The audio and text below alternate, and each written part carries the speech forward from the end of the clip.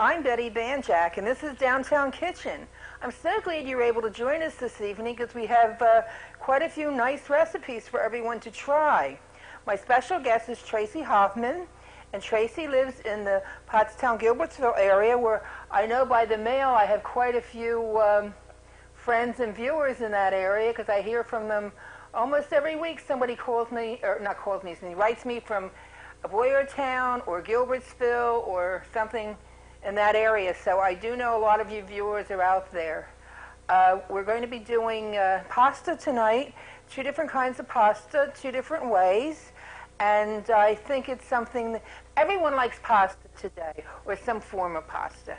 So I think that this will give you some more ideas. I'm sure you all have your own pasta dishes down that you like to make. This will give you some more ideas, or not to be afraid to get out there and try some new dishes or new ways. Or if you think something sounds good, add it in. And what can it hurt? I mean, your basic is pasta and whatever you like on it. So I grew up in a family that everything was meat and potatoes.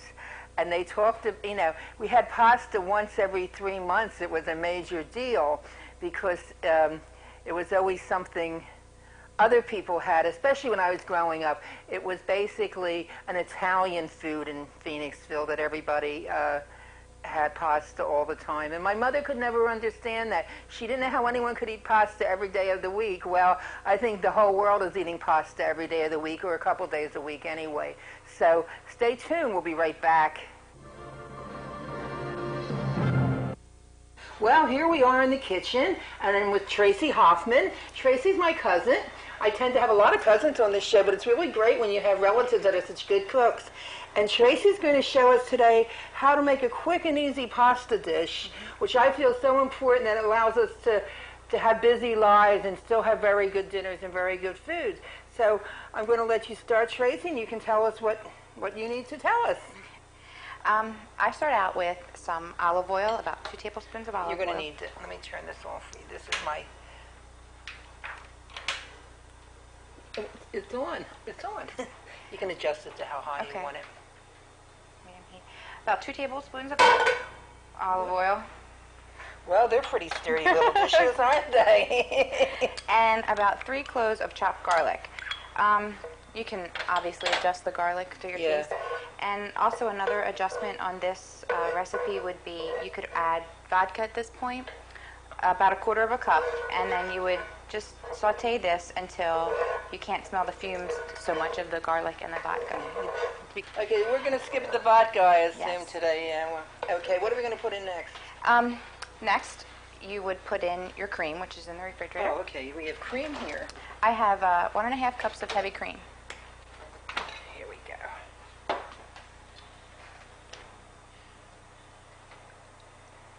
And then we would saute that and bring it to a boil at this point. So I'll turn it up a little higher. This is a great little burner. I always like using that. Very convenient. Yeah, it is convenient. Doesn't limit your use. When we use the one in the back, it's harder to film, so we've been using this single one, and I've taken it a lot of places. It's very good. Okay, so how, what do you do? Just I would bring it to a boil. To a boil? Mm-hmm. Okay. And the next step, you can add either your jarred tomato sauce or homemade tomato sauce, and basically you just add to the texture that you would like. Okay, and how much do you have there? I have an entire jar of purchased tomato sauce because I like mine a little redder, but you could have it, just add a few cups for a whiter sauce. And you basically just incorporate it, and at this point I add some bacon. Oh my. And my husband likes it real burnt, so we have it burnt bacon. Well, don't waste this bacon. Okay. You want to add some more? And you just make sure that it's all incorporated, and then you add salt and pepper to taste. Okay. So I'll just add a little bit of salt here.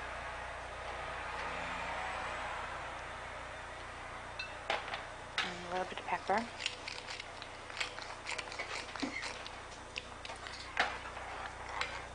And then once this is all mixed in together, you have your finished meal. Very pretty color. And it's real easy. It's like kind of fancy, so if you're entertaining, it's very quick and everyone likes it. Tracy's a very versatile. busy person. She has a new son, Yes. a new home in the Gilbertsville, Pottstown area. She takes classes. She's active in her church. So she always looks for nice meals like this for her family. But also, these are great entertaining meals when you need to entertain for guests or church dinners and all you were mentioning before. So, can I taste it? I have my please. spoon. Oh, it's very good. Thank you. It's very good.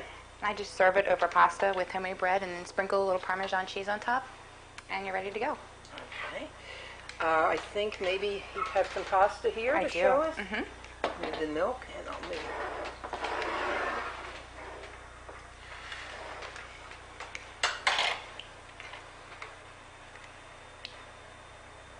The bread's a nice little touch.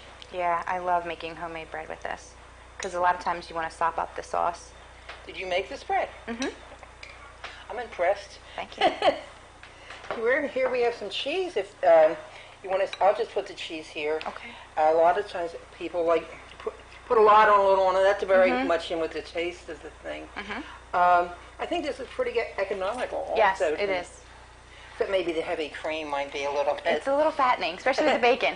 Oh, listen. Oh, little. You're right. Bacon, heavy cream. Well, I'm going to make a companion pasta, which is white. The next thing. So, and it's a little more diet conscious than this dish. So you can have your choice of which pastas you want. But this is a lovely pasta. You can use this over any kind of pasta. Any kind of pasta. You like penny pasta? I do. I prefer. I like penny pasta because it catches all the sauce, all the stuff, and the bacon looks really good on that. It adds a nice flavor. I mean, you can take it out or leave it in. It's very versatile. You can add the vodka, or you can take it away, or anything. Well, when you cook vodka, you lose a lot of the alcohol. You don't lose it all. People think you lose all the alcohol when you are cooking, but you don't always lose it all. So I think we're going to be back, and we'll go with the other pasta soon. Thank you. Hi. I bet some of you don't know what this is. This is a bookmobile. It's a full-size library. Why don't we go inside and see what it's all about? Come on.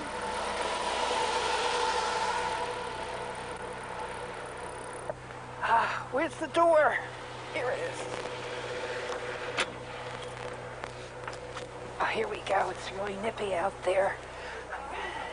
Ooh. Here we are. Don't you see all the shelves and all the books, just like your library? The bookmobile library offers you a lot of services.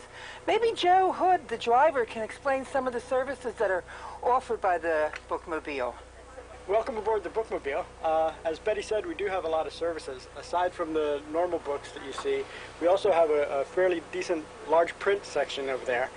We have videotapes and books on tape, audio cassettes here that people listen to in the car. They're real popular, those audio tapes. They get more popular every day. Really, a lot of people use them on their commutes back and forth to work.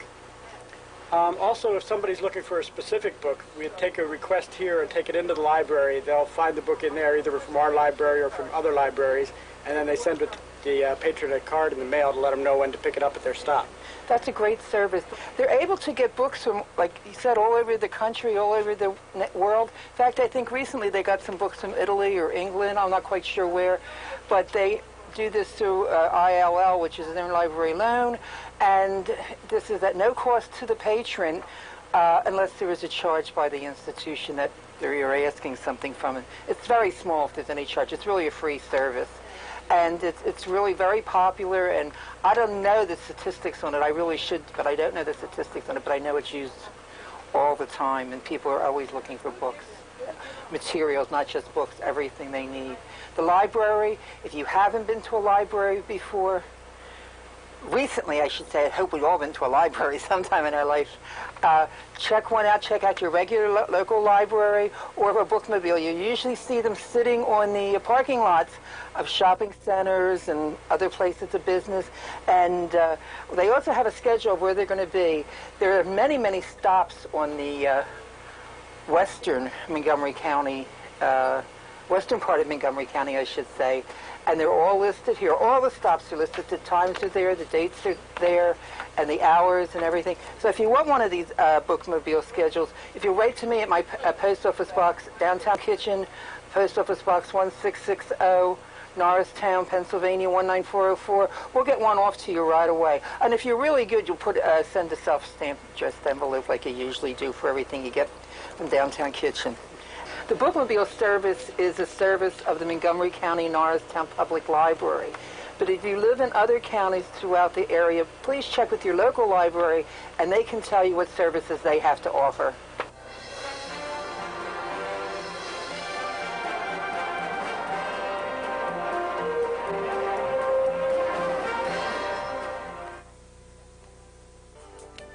Limerick Country Deli, where the big rigs and the locals go for a complete assortment of deli sandwiches, eat in or take out. Stop by for your Pennsylvania lottery tickets, cold beer, or just to use the no surcharge ATM. Featuring dairy products, fresh baked goods, deli meats and cheeses, automotive and household supplies. Open every day. Stop in, call, or fax your order. Limerick Country Deli, the little store that has it all, with the best sandwiches in town. Well, here we are back. It's my turn to show you my pasta dish. So what I'm going to do is I'm going to turn on the stove. Also, make sure you have a nice little flame. And I always like to use the, for sauteing and things, just the Oriental stir-fry pan. This is my favorite pan. I use it for everything. And I'm going to put in, maybe 2 tablespoons of olive oil or so. It depends on what you like. And I'm going to coat the pan a little. And I do need a stirring implement. So I'll use this. I have very nice black ones to go with this whole thing. You notice which one I use? The melted white one. It never fails. It's my favorite. I use it all the time. Okay, this is fairly hot here. And then I have about 1.5 tablespoons of minced garlic. What I do when I have a lot of time, I take garlic and I clean it and I mince it up and I put it in a bottle and I keep it under oil. And that way it keeps really nice. So that's why this looks a little wet. It isn't fresh chopped, but it saves a lot of time later. Also, you have to be very careful, though, that you don't burn garlic when you're frying. There's nothing worse than tasting burnt garlic. Ooh, it's a little smoke here. Then I'm going to take about 1 cup of black olives. You can either half them or whole them. I happen to like them. See how they're cut in little circles? I happen to like them. I actually cheat. I buy them that way. It's a lot easier than trying to cut a lot of little olives up. And I stir that in very quickly. Let's see what else we have here. Maybe I better turn this heat down a little.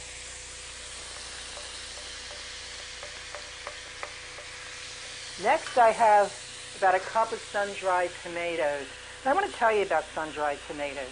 There are good ones and there are okay ones. The real cheap ones that you can buy, that's exactly what you're getting. Real cheap dried tomatoes, which are burnt and not really good. A nice tomato, sun-dried, is very pliable and usable. I'm just doing this to show you. And that's what you should use. You should actually spend the extra money and get a good sun-dried tomato and not something like shoe leather or something you won't want to use normally because it's expensive. I'd rather you not use it at all than to use something that's inferior or that bad. So we mix this up. Let me show you how nice the color is on this with the olives and the peppers. Peppers, no, these aren't peppers. These are sun-dried tomatoes. Okay. Then next, I'm going to put in, I want to talk about this first, beans. You can either get the beans in a bag and make your own and soak them overnight and do whatever you want. But I have, and a lot of people sort of frown on canned beans. Now, I have nothing against canned beans, which I want to use here. But I think the secret of using a canned bean and coming up with something good is when you take them out of the can, put them in a strainer, and wash all the juice off. Do not use the juice that comes in the can with it. It's just a funny taste. So I'm now going to add the beans. This is sort of like I like the beans in it because instead of just pasta, it gives it a little more texture. You don't have to put the beans in if you really don't want to, but it's a wonderful dish. It's vegetarian. Gives you almost everything you need because you're going to use pasta. And then I think now maybe I'll put a little salt. Don't you love these? Remember I showed you the pepper one? Well, I now found the salt one. And the one-handed things, and they're just so easy to use, and they're so nice. Someone in said, well, what's the difference? I mean, you get one, you can put the other. I believe the salt one has a plastic mechanism, and the pepper one has a metal mechanism, because the metal and salt would not work. So just a little bit there. But the black pepper is just wonderful. Then, what I'm going to do, I'm going to use 1 cup of milk. If you remember, Traci used more than a cup, I think, but she used heavy cream. And this is low-fat milk, or 1%, 2% skim milk, whatever you would like. And I'm going to add that right over everything and keep mixing. Again, this is what I call a white sauce and not the red sauce. There's no tomatoes in it except the sun-dried, but they don't give it the color that the red sauce has. And one of the things that I really enjoy, again, talked about consistency, about beans, about pasta, I like to put in a handful of pine nuts. Pine nuts give it a nice crunch when you're biting into it. It gives you another dimension. And I like it this way. This is my favorite way. I might as well put them all in. Who am I kidding? I slowly stir that. And beef, let me check that. Okay. A little bit I talked about all these different things, the varieties with the beans and all. Again, you can get your own beans and make them up. It doesn't really matter, but the canned beans, if you rinse them, are really just as good. I can't tell you that enough because a lot of people tend not to like them. And it's a lot easier. Remember we talked about having fast and easy meal? This is fast and easy. It's a wonderful family meal, and it's great for company, I think, and it goes far. It goes a long way. Before I add the pasta, in something like this, I always switch this around. I always add 2 kinds of pasta. This is the newest pasta. I think this came out within the last year, and they're called flowerets, and I love them because they just look great. And you know, if you're garnishing something, I didn't even plan it. This should be cooked, of course. Oh, I can't do it. If you put a little bean in there, you know, or some kind of the beans that you're draining out, it fits right in there great, and it looks very pretty to garnish with that. It's a little hard because it's hot. And then my second favorite, it used to be my first favorite. My second favorite pasta is these things, and they call them radiators. And they look like little radiators. And again, I like both of these because they hold the pasta and they hold the sauce. I'm going to turn this down very, very nicely. It really does. So what I'm going to do, it's really cooking away, isn't it? If your sauce gets a little thick, you think, you can always add more milk. Or if you don't want to use milk, you can add chicken stock or any kind of stock. Since this is supposed to be a vegetarian dish, I would suggest using a vegetable stock, which you can get. There's some really nice stocks out there, or you can make your own, of course. So what I want to do, I'm going to come back here, if I may, and I'm going to fill.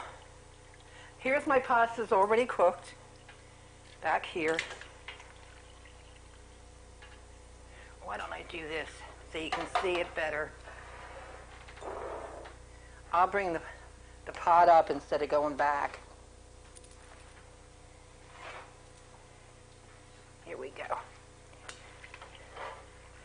about a pound of pasta here. Maybe not, you don't need quite as much. A half a pound of both varieties makes a nice, okay, let me see how this stirs up.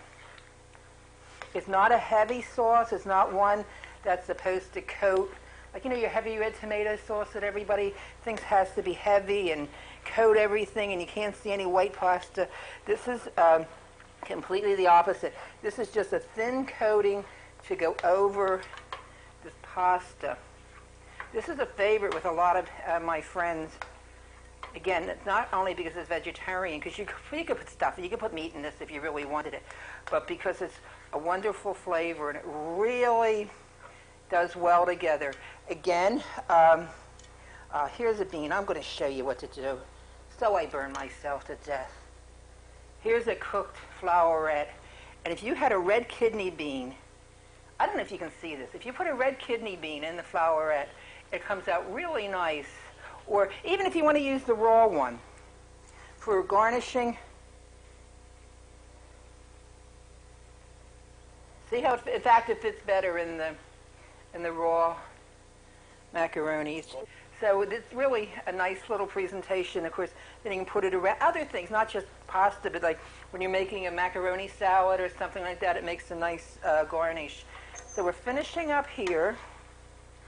We cook it a few minutes together so everything is lightly covered again. I use the 1% milk in this, but you can use skim milk, you can use 2%. You can use the cream if you want to go that direction. So what I'm going to show you here, let me get some.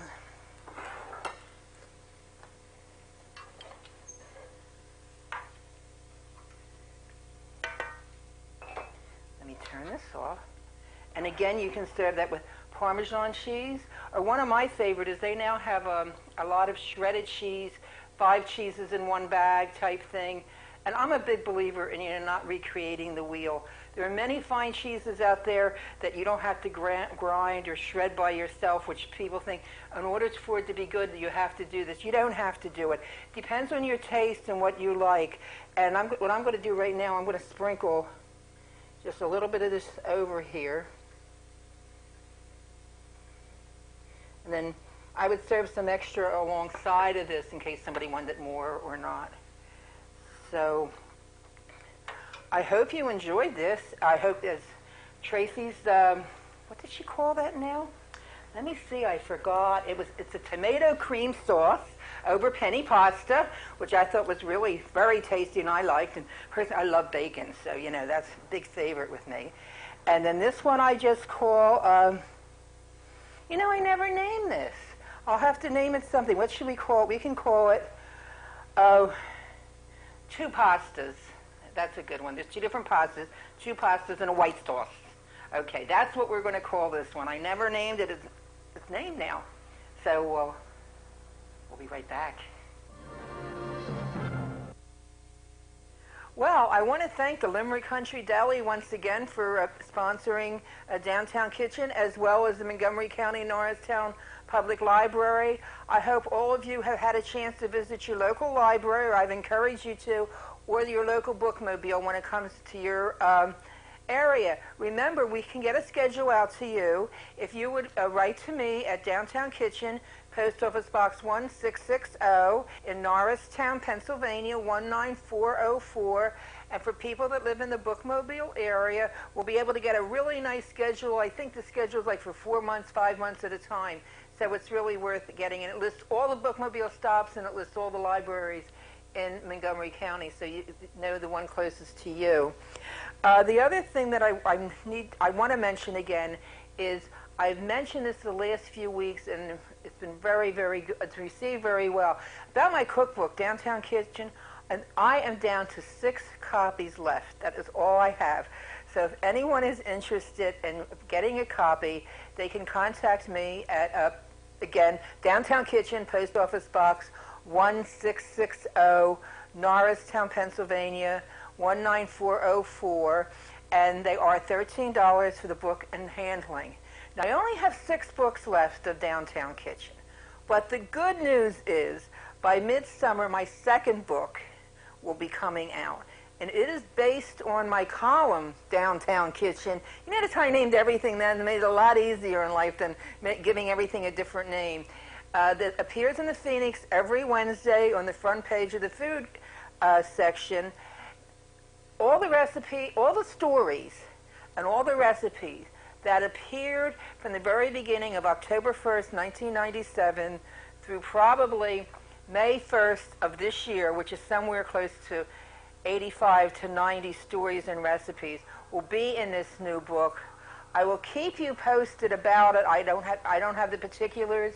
I'm still working on it. I'll be going to the publisher, the printer, within the next 3 weeks, and so I have a lot of work cut out for me because it just takes a lot to get something like that together. So I will be that book will be out probably by midsummer. I'm not quite sure of the date yet. I haven't gotten the printing schedule. The other thing, it sounds like I'm talking books, but I just want to mention that the Phoenixville Sesquicentennial Cookbook will be out within the next 2 weeks. It is being shipped as we speak, or as I speak anyway, from the publishing company in Kansas. And I've worked with this company. Their name is Cookbook Publisher, and I've worked with them for, 5 books now. And they're excellent to work with, and it's a wonderful experience. But back to the Sesquicentennial Cookbook, I think you're going to really enjoy having one of those when they come out. There aren't a lot. It's sort of a limited edition, but we hopefully will be able to fill the supply of everyone that wants one, because it is a wonderful tribute to Phoenixville and its cultural and ethnic background. It features churches from Phoenixville and the history of these churches.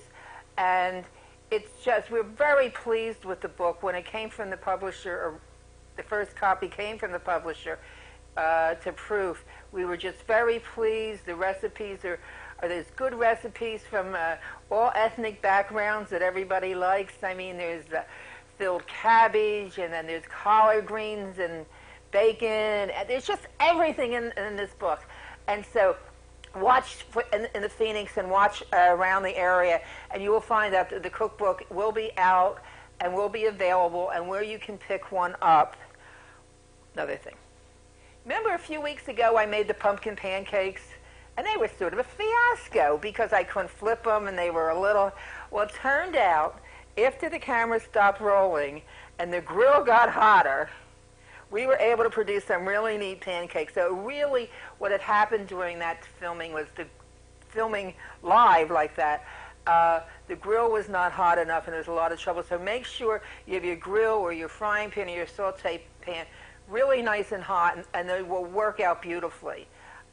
So I wanted to mention that because I did feel that there was a little problem with that, and I wanted you to know that I realized that there was a problem with that, and I wasn't just letting it go. So I think that's about enough for tonight. So good cooking and good eating.